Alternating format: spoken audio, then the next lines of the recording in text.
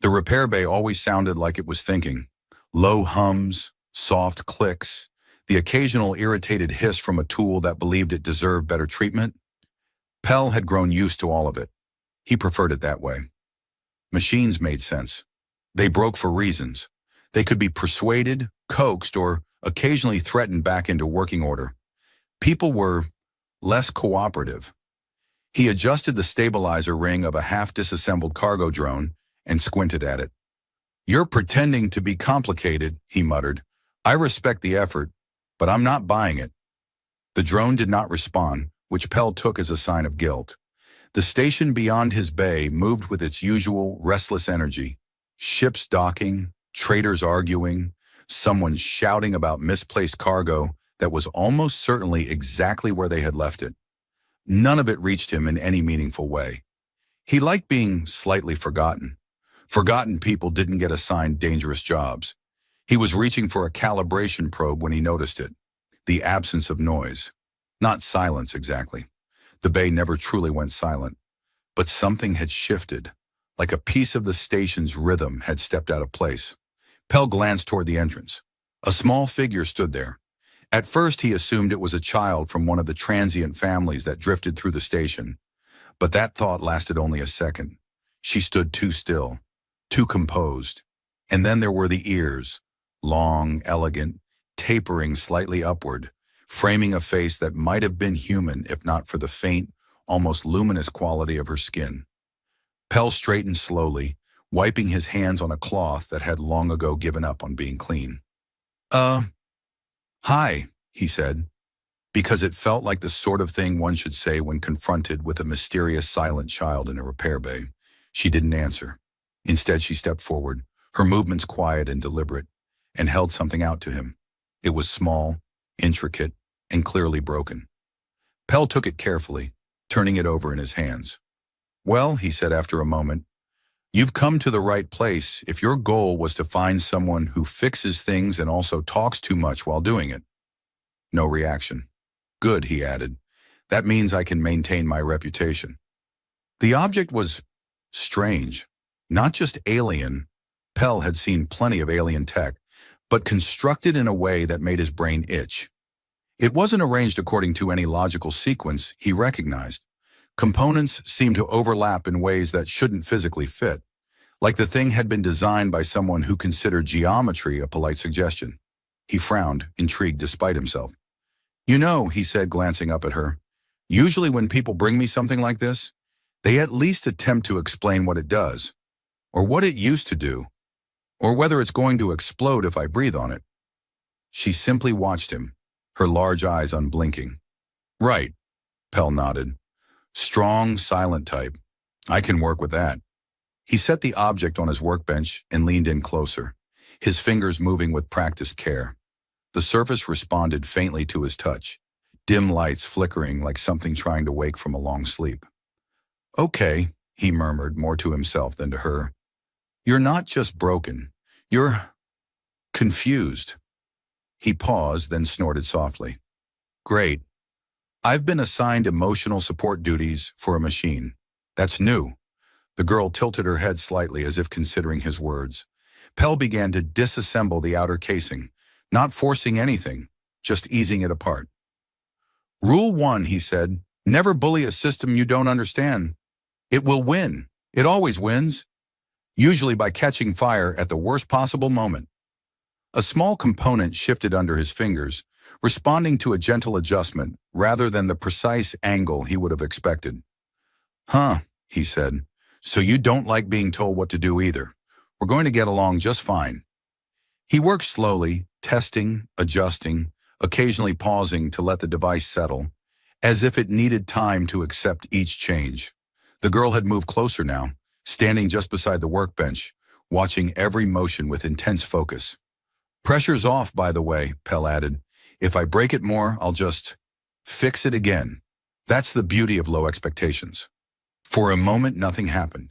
Then as he reconnected a final, oddly shaped conduit, the object reacted. Light spread across its surface in soft, flowing patterns. A faint sound followed, not mechanical, not entirely, but something closer to a gentle, melodic chime. It wasn't loud, but it filled the space in a way that felt warm. Pell blinked. "Well," he said quietly, "that's new." He leaned back slightly, giving it space, as the light shifted again, forming delicate shapes that moved like living things. Beside him, the girl made a small sound. Pell turned. She was smiling.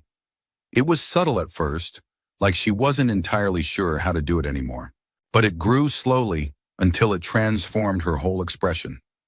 Pell stared for a second, caught off guard. Then he cleared his throat and gestured awkwardly at the device. "Yeah, I do that sometimes," he said. "Fix things. Occasionally impress mysterious silent visitors.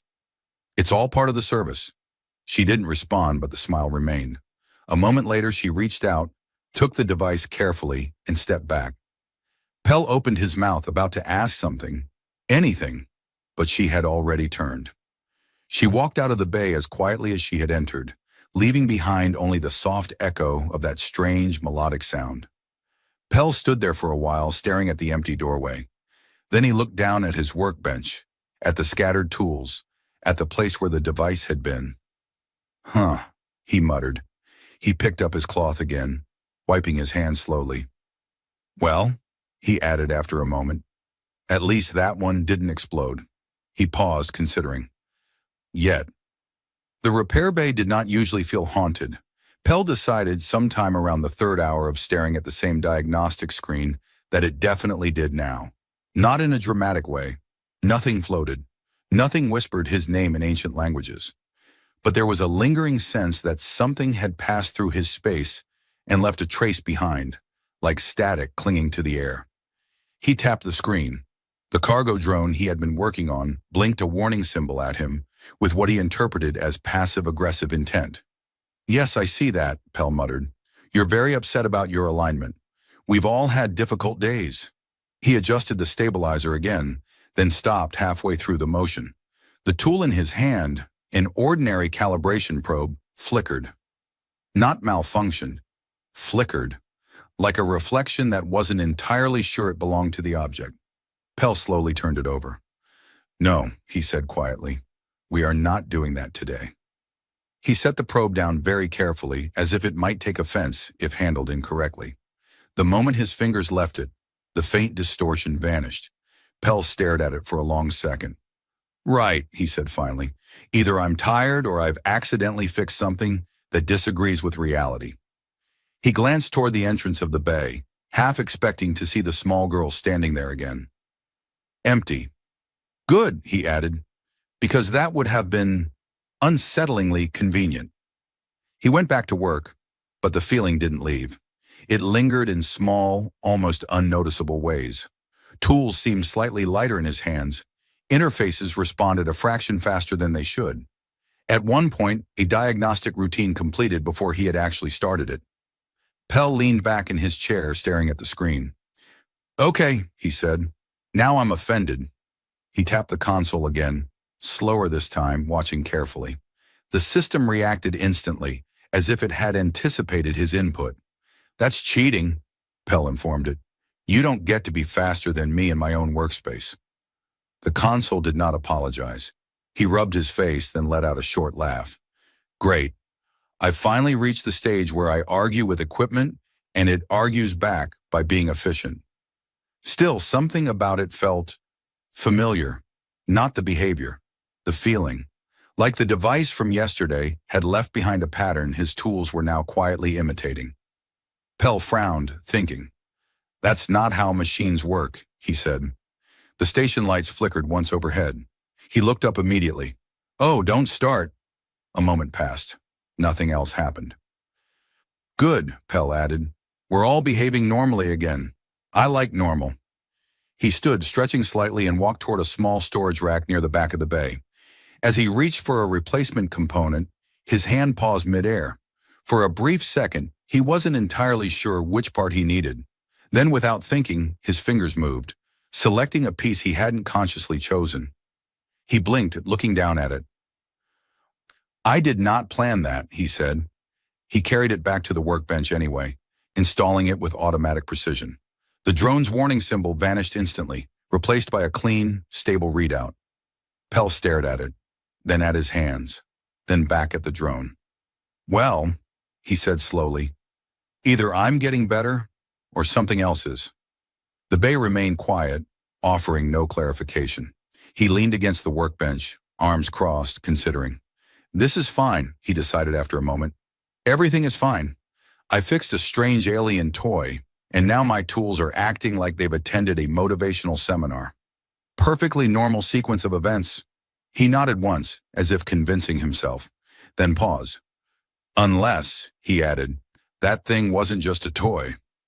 The thought settled into his mind with uncomfortable ease.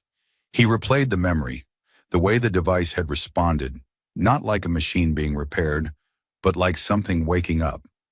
The way it had adjusted to him instead of the other way around.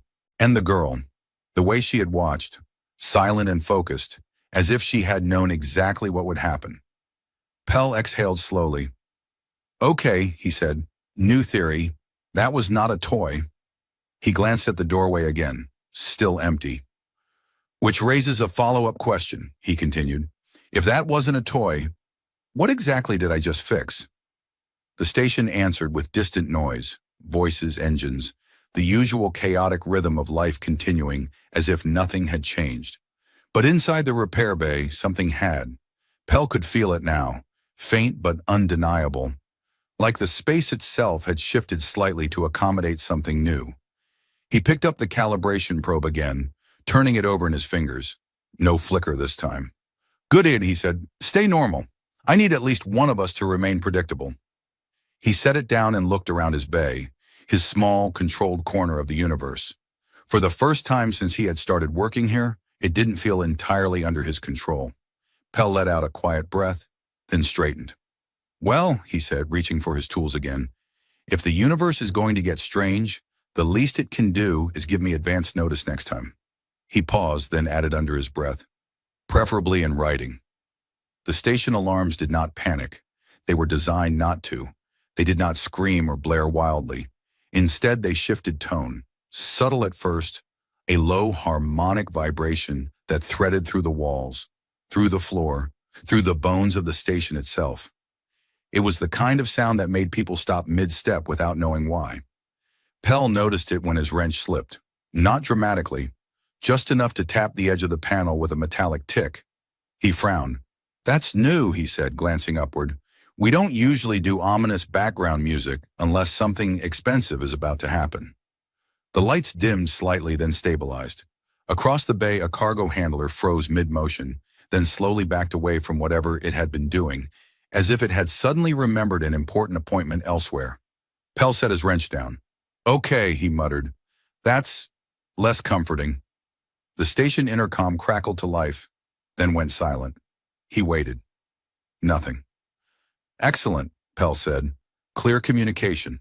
Love that. He stepped out of his bay, leaning just far enough to look down the corridor.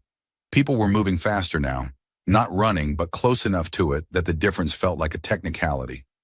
Security units passed by in tight formation, their movements precise, controlled, and just a little too deliberate. Pell watched them go. Ah, he nodded. Everything is fine, but please move quickly and don't ask questions, walk. Classic. He stepped back into the bay just as a voice finally came through the intercom. Unscheduled diplomatic arrival. All non-essential personnel remain at designated stations. The message repeated once, then cut off. Pell blinked. I'm essential, he said immediately to no one in particular. Extremely essential. Vital even. I fix things, sometimes correctly. The station hummed in response, unimpressed. He turned back to his workbench, placing both hands on it as if grounding himself. Unscheduled, he repeated. That's never a good word. Scheduled arrivals bring paperwork. Unscheduled arrivals bring consequences. A shadow moved across the entrance of the bay. Pell looked up. 2 security officers stood there, armored, silent, and very clearly not here to have their equipment repaired. Pell raised a hand in a small wave. Hi, he said. If something's broken, I'm your person. If nothing's broken, I can still look at it and tell you it might break later. They did not respond. One of them stepped forward. Pell, the officer said, voice flat. Pell blinked. That's me. he confirmed. I assume this is either very good news or very bad news, and based on your tone, I'm leaning toward memorable. You are to remain here, the officer continued. Do not leave the bay. Pell tilted his head. Interesting instruction.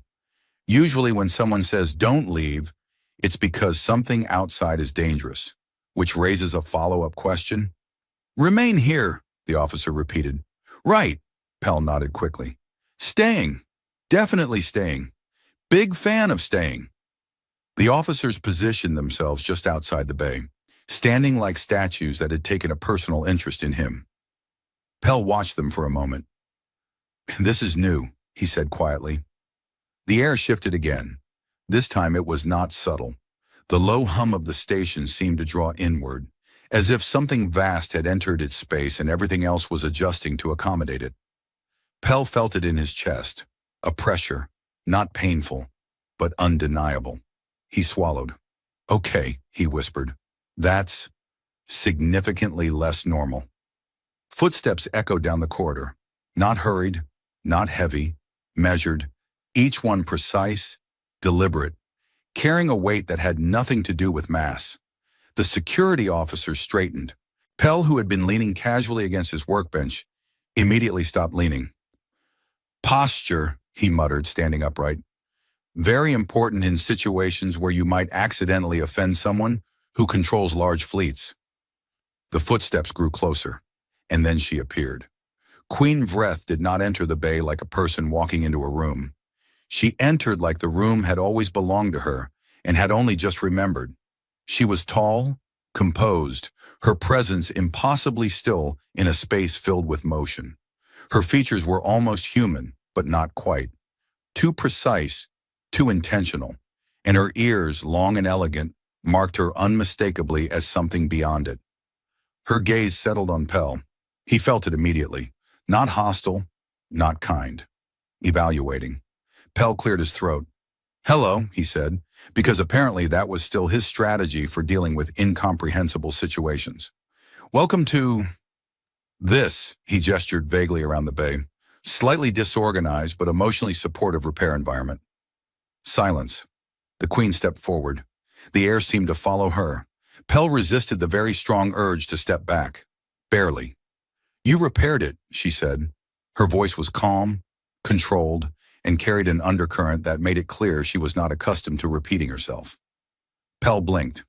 I repair a lot of things, he replied carefully. You might need to be slightly more specific unless this is a test, in which case I would like to request a different test. A pause, then, my daughter's device, the Queen said. Pell's mind immediately supplied the image. The small object, the shifting light, the girl's silent stare. Oh, he said. He straightened slightly, then nodded. Yes, that. I did fix that, or helped it fix itself. It was a collaborative effort. The Queen watched him. Pell shifted his weight. Mostly me, he added, but it was very participatory. Another pause, then the Queen spoke again. My daughter has not smiled in 2 years. The words settled into the room, heavy and precise.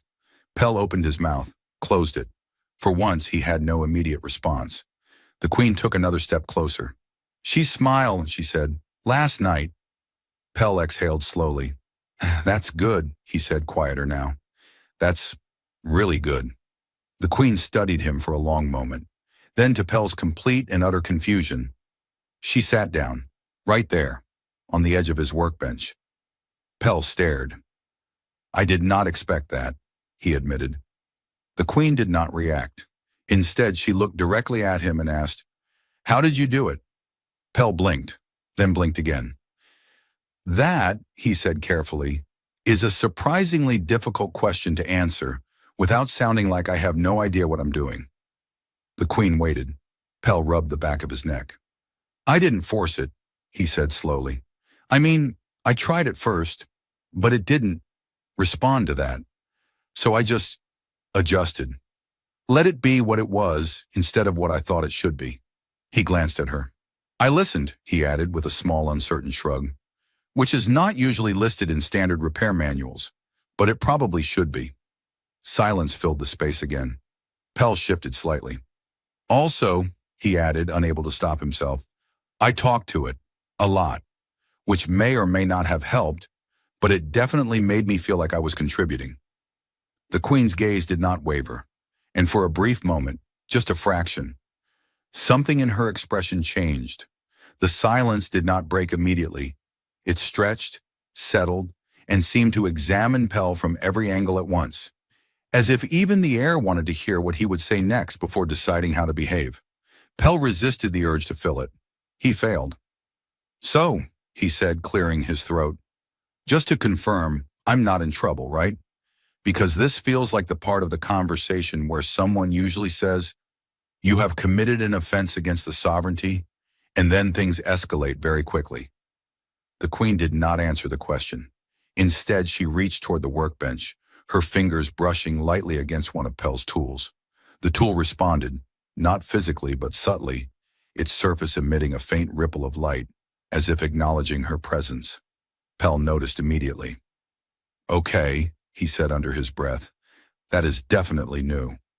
The Queen withdrew her hand, her gaze shifting briefly to the tool, then back to Pell. You altered it, she said. Pell frowned slightly. The device? The interaction, she clarified. Pell blinked. I'm going to need you to elaborate, because I'm already operating outside my usual understanding of normal, and I'd like to avoid making it worse. A pause. Then the Queen spoke again, her voice calm, but carrying something deeper beneath it.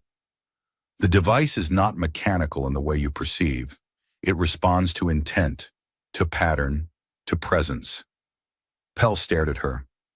I'm sorry, he said. Did you just say it responds to presence?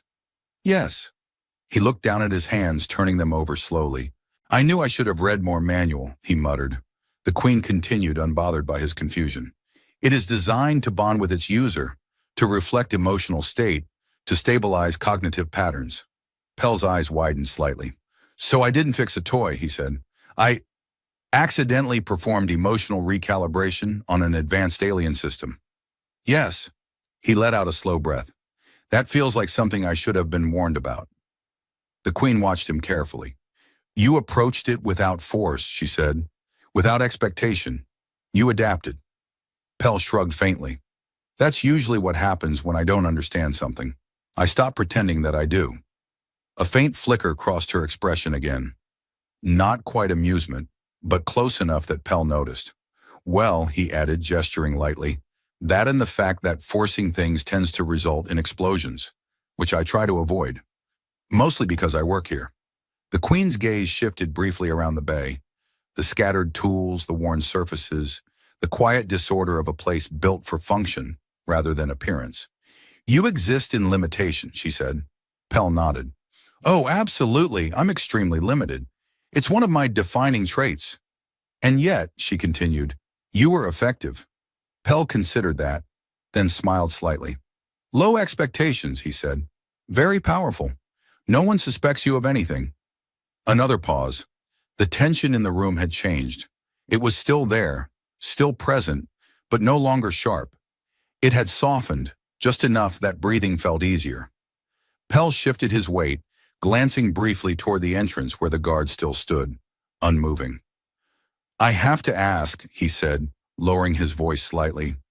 Is this a normal visit for you? Because if it is, I feel like the station should have prepared snacks or something. The Queen did not look away from him. This is not normal, she said. Good, Pell replied. That makes two of us. A brief silence followed. Then the Queen did something unexpected. She leaned forward slightly, resting her hands on the edge of the workbench, bringing herself closer to his level. Not above him, not distant, but present. My daughter, she said, has been unreachable. The word carried weight. Pell's expression shifted, the humor fading just enough to make room for something else. He nodded slowly. I've seen that, he said. Not exactly like this, but similar. The Queen studied him. Explain. Pell hesitated, then gestured vaguely with one hand. People break, he said. Not always in obvious ways. Sometimes everything still works, technically speaking, but something important just stops responding. He glanced at the spot where the device had been the day before. You can't force it back, he continued. If you try, it just resists harder, or shuts down completely. The Queen's gaze did not waver. So you wait? She asked. Pell shook his head. Not exactly. You give it space. You listen. You adjust. You stop treating it like a problem and start treating it like something that matters on its own terms. He paused, then added with a small, self-conscious smile, and occasionally you make bad jokes, just in case that helps. The Queen was silent. For a long moment, nothing moved. Then, my daughter responded to you, she said. Pell shifted slightly. I think she responded to the fact that I didn't try to control anything, he replied. I just worked with what was there. The Queen straightened slowly, her presence shifting again. Not heavier, not lighter, but more focused. I require your assistance, she said. Pell blinked. That sounds official, he said carefully. It is. He nodded once. Right, of course it is. A beat passed. Then he pointed gently at himself. Just to clarify, he said, you are asking me, specifically, for assistance. Not someone more qualified. Not someone with a better understanding of whatever this is. Me. Yes. Pell looked down at his hands again, then back at her. I fixed broken cargo drone, he said. You fixed my daughter's silence. The words landed harder than anything else she had said. Pell opened his mouth, closed it. For once, there was no immediate joke. He exhaled slowly. Okay, he said. Pell did not immediately agree. He also did not immediately refuse. Instead, he did what he always did when faced with something far too large for his understanding. He bought time. Okay, he repeated slower now, as if the word might expand into something more useful if given enough space. That's a very significant request. The Queen remained still, watching him with the same precise attention she had given everything since entering the bay. Pell rubbed his hands together, leaving faint streaks of grease that he immediately noticed, and then unsuccessfully tried to wipe away on an already ruined cloth. I just want to be clear, he continued, because clarity is important in situations where one might accidentally agree to something life-changing without fully understanding the consequences. A pause. You are asking me to help your daughter, he said carefully, which I understand. That part is good, reasonable, noble even. The Queen did not interrupt. But, Pell added, raising a finger slightly, you are also the most feared ruler in this region of space, possibly several adjacent regions, and you arrived here with enough security presence to make the station reconsider its life choices. Another small pause. So, he finished, I feel like there are layers to this. The Queen's expression did not change. There are, she said. Pell nodded. Good. I appreciate honesty. It makes things slightly less terrifying. He leaned back against the workbench, crossing his arms, trying to look like someone who was thoughtfully considering a decision, rather than someone whose entire understanding of his own life had just been quietly rearranged. What happens if I say no? He asked. The guards at the entrance did not move. The station hummed softly, as if it too was waiting for the answer. The Queen regarded him for a long moment. You will not be harmed, she said. Pell blinked. That is a very specific reassurance. It is the only one required, she replied. He exhaled slowly. Right, of course it is. He looked down at the floor, then back up at her. And if I say yes?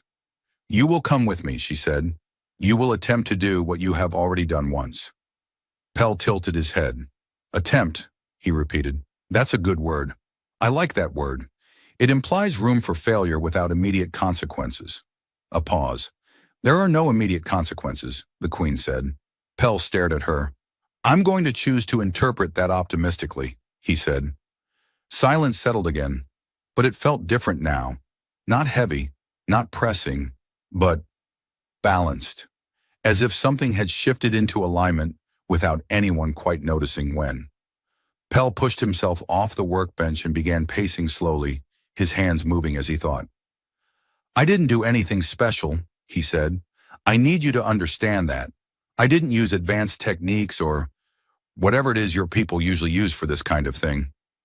You were effective, the Queen replied. Pell nodded. Accidentally. That does not diminish the result. He stopped pacing.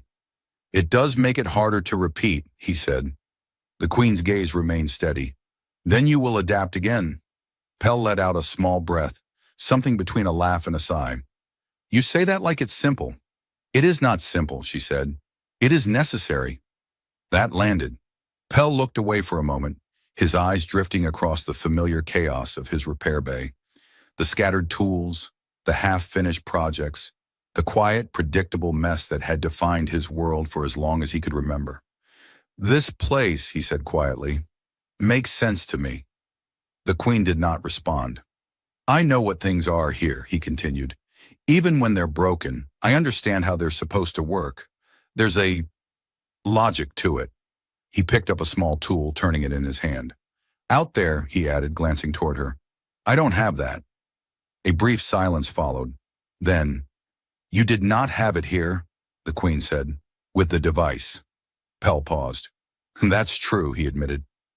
And yet, she continued, you succeeded. He looked down at the tool in his hand, then set it back on the workbench with careful precision. Yeah, he said softly. I did. Another pause. Then Pell straightened, running a hand through his hair, leaving it slightly more disordered than before. Okay, he said louder now, as if committing to the sound of it. Let's assume, hypothetically, that I agree to this. The Queen said nothing. I would need things, Pell continued, gesturing around him. My tools, my workspace. I can't just walk into wherever it is you're from and start fixing things with whatever happens to be lying around.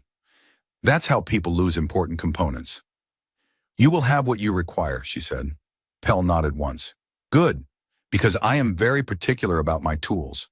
They are the only things in my life that consistently listen to me. He paused, then added, well, usually. The faintest shift touched the Queen's expression again. Pell noticed. Was that almost amusement? He asked. I feel like that was almost amusement. It was not, she said. Close, though, Pell replied. We're making progress. The tension eased just slightly, enough that breathing felt natural again. Pell took one last look around his bay, his eyes lingering on the small details.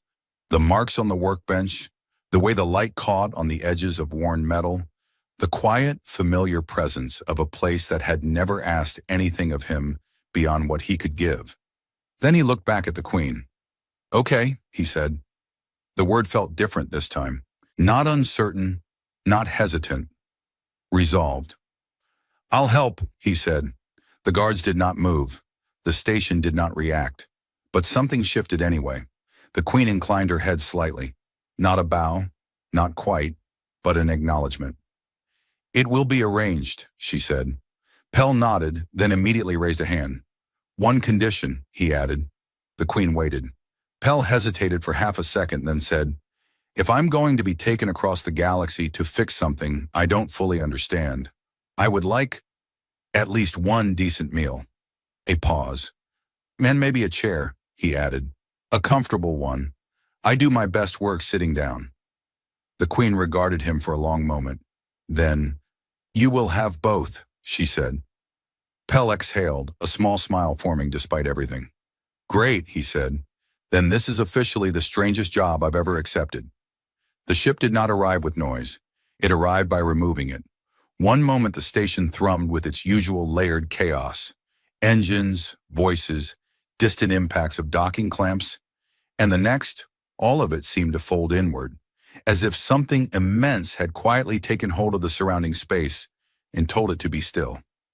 Pell noticed because the tool in his hand stopped vibrating. He looked down at it. That's not supposed to happen, he said. The silence deepened, not empty, but controlled. Every sound that remained felt deliberate, permitted rather than natural. Pell slowly turned toward the open bay doors. At first he saw nothing. Then the light shifted, not dimming, not brightening, bending. A vast shape revealed itself not by entering space, but by being acknowledged by it. The hull of the vessel seemed less like metal and more like a surface that convinced reality to move around it. Smooth, dark, impossibly precise. No visible seams, no external weaponry, no obvious propulsion. Pell blinked. "I don't like that," he said quietly. "I prefer ships that look like they obey physics. It builds trust." Behind him, a few of his tools flickered again, responding faintly to the presence outside, as if recognizing something far beyond their design. "Please don't start bonding with it," Pell added. "We just met." The Queen stood near the entrance of the bay, unmoving, as if the arrival was as ordinary to her as a cargo shuttle. Pell walked closer, stopping just short of the threshold, his hands resting instinctively on his belt as he stared up at the ship. "That's yours," he said. "Yes." He nodded slowly. "Of course it is. Why wouldn't it be? I assume it also makes its own decisions and occasionally judges people." "It does not judge," the Queen said. Pell glanced sideways at her. "I feel like it does," he replied. "I can feel it evaluating my life choices from here." A section of the ship's surface shifted. Not opened. Shifted. The material parted without visible movement, revealing a passageway that seemed less constructed and more invited. Pell stared at it. "That's worse," he said. "Doors should open. That just happened."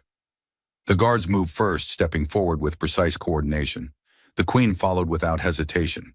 Pell remained where he was. "Right," he said to himself. "This is the part where I walk into the unknown with complete confidence and absolutely no unnecessary commentary."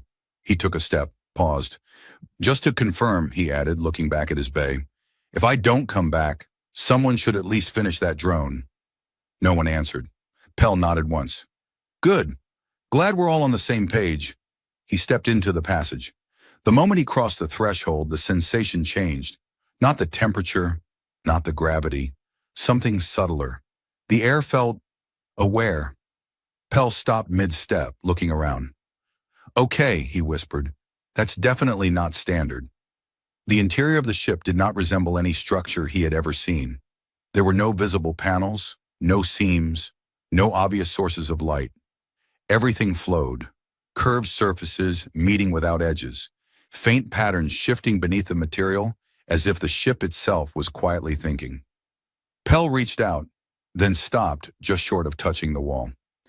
"Do I get permission before I interact with things?" he asked. "Or is it more of a learn by consequences situation?" "It will not harm you," the Queen said. Pell nodded. "That is the second very specific reassurance I've received today. I'm collecting them." He placed his hand against the surface. It responded instantly, not with movement, but with a subtle change in texture, adjusting to the shape of his palm. Pell froze. "It noticed me," he said. "Yes." He slowly pulled his hand back. "I'm trying very hard not to take that personally." They moved deeper into the ship. The corridor did not feel like a corridor. It expanded slightly as they walked, the space adjusting in ways Pell could not quite track, as if distance itself was being negotiated. He glanced back once. The entrance was no longer visible. "That's concerning," he muttered. "I like knowing where the exit was." It was a comforting concept. The guards continued forward without hesitation. The Queen walked beside him now, her presence steady, unchanged. Pell cleared his throat. "So," he said, "this ship, does it always do this? The whole reality is optional thing?" "It adapts," she replied. "Of course it does," Pell said. "Everything adapts. I'm starting to think I'm the only thing in the galaxy that doesn't." The corridor opened into a wider space, a chamber, not large in the way Pell expected, but expansive in a way that made size feel irrelevant. The walls curved upward, meeting in a distant point that seemed farther away than it should have been. At the center of the room, a structure waited. Not a chair, not exactly, but something close. Pell stopped. "And that's mine, isn't it?" he said. "Yes." He approached it cautiously, circling once, studying its shape. "I asked for a comfortable chair," he said. "I did not expect the chair to look like it understands me better than I understand myself." "It will support you," the Queen said. Pell nodded. "That's what worries me." He hesitated for a moment, then sat. The structure shifted instantly, adjusting to his posture, his weight, even the slight tension in his shoulders. Pell exhaled. Okay, he admitted. This is very comfortable. A faint hum resonated through the room, subtle but present. Pell leaned back slightly, then sat forward again, as if testing whether the chair would judge him for changing positions. It's still watching me, isn't it? He said. It is aware of you, the Queen replied. Right, Pell said. We're all aware of each other. That's normal. He looked up at her. So, he added, what happens now? The Queen regarded him for a moment. Then she said, now you meet her. Pell's expression shifted. The humor didn't vanish, but it stepped aside. Okay, he said quietly. The room changed before Pell saw her. It wasn't movement, not in the way he understood it. The air softened, the faint hum of the ship shifting into something quieter, more focused. Even the surface beneath his hands adjusted, as if preparing for something delicate, rather than unknown. Pell straightened slightly in the chair that clearly knew too much about his spine. I'm going to assume this is intentional, he said under his breath. If the room starts offering me advice, I'm leaving. The Queen said nothing. Then, a small figure stepped into view. The girl. She moved the same way she had in the repair bay. Quiet, deliberate, as if every step had been considered before it existed. Her long ears framed her face, and for a moment Pell thought she looked exactly the same. Then he noticed the difference. Her eyes. They were not empty anymore, not distant. Watching, not with the silent stillness of before, but with something quieter, present. Pell exhaled just a little. Hi, he said gently. We've met. Briefly, I was the one talking too much. The girl stopped a few steps away. She studied him. Pell resisted the urge to fill the silence again. Barely. Good, he added. Still strong on the quiet communication. I respect consistency. The device was in her hands. It glowed faintly, its patterns shifting in slow, steady rhythms, alive but calm. Pell leaned forward slightly. You kept it, he said. That's usually a good sign. Means I didn't accidentally turn it into something dangerous. The girl looked down at it, then back at him. A small pause. And then she stepped closer. Pell froze for half a second, then relaxed, careful not to make any sudden movements. Right, he murmured. Approach is happening. That's progress. She stopped just in front of him. Up close, he could see the subtle details he hadn't noticed before. The faint shift of light beneath her skin, the way her breathing matched the soft pulse of the device. Connected. Pell tilted his head slightly. You and that thing, he said quietly. You're linked, aren't you? She didn't answer, but she didn't need to. Pell nodded slowly. Okay, that makes sense. Complicated sense, but still. He hesitated, then gestured gently toward the device. Can I? The girl watched him. A long moment passed. Then she held it out. Pell accepted it carefully, his movements slow, deliberate. No sudden adjustments, no assumptions. The moment his fingers touched the surface, it reacted. Not sharply, not unpredictably, just aware. Pell felt it, not in his hands, but somewhere deeper, like a pattern brushing against his thoughts and deciding not to push. Yeah, he whispered. I remember you. The light shifted slightly, responding. Pell smiled faintly. Good. That means we didn't completely ruin each other last time. The girl moved closer, close enough that he could feel the quiet steadiness of her presence. He glanced up at her. You know, he said softly, I was very confident back in my repair bay.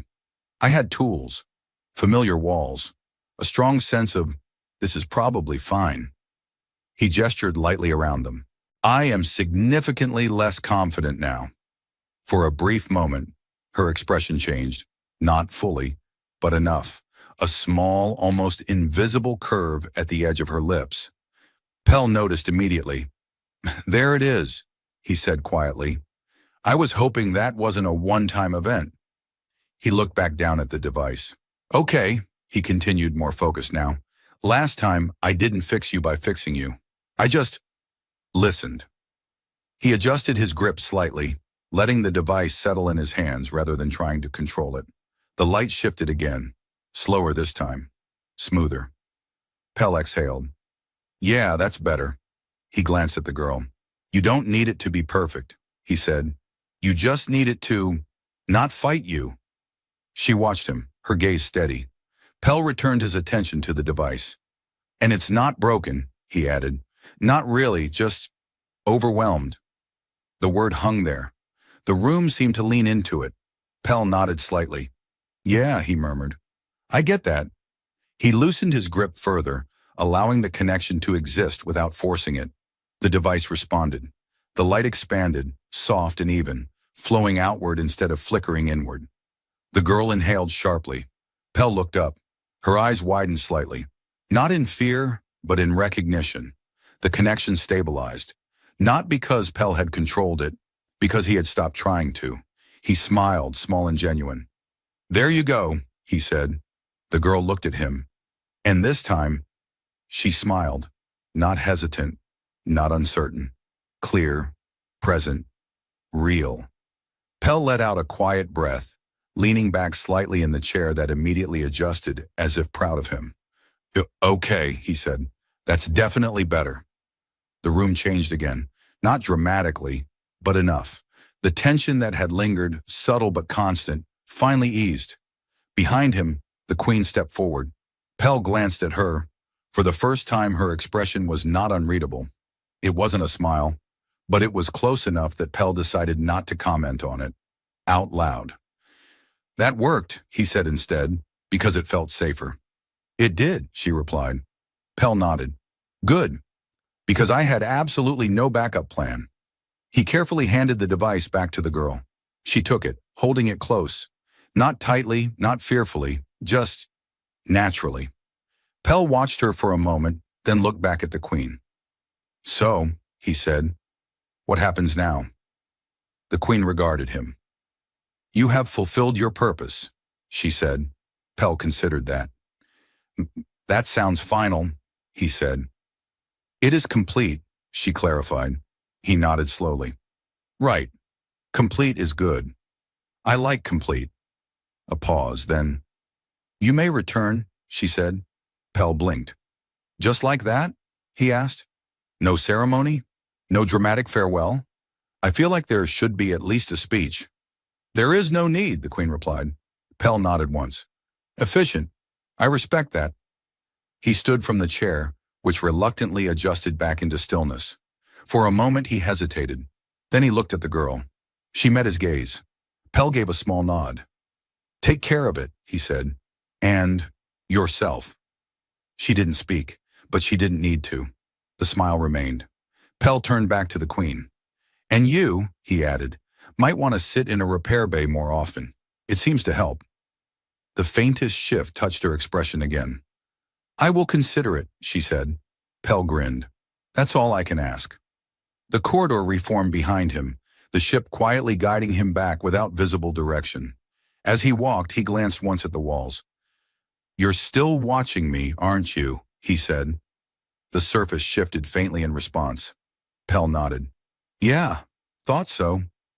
The station returned the same way the ship had arrived, by allowing reality to remember itself. Noise flowed back in. Movement resumed. Everything continued as if nothing had happened.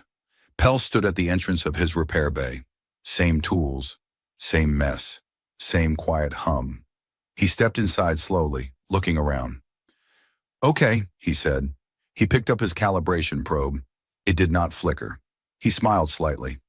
Good, he added. Let's keep at least one thing predictable. He set it down, rolling his shoulders once before getting back to work. The drone waited. Broken, understandable. Pell reached for his tools. This time he didn't rush. He didn't assume. He just listened. And somewhere, far beyond the station, a small device glowed softly in steady, unbroken light.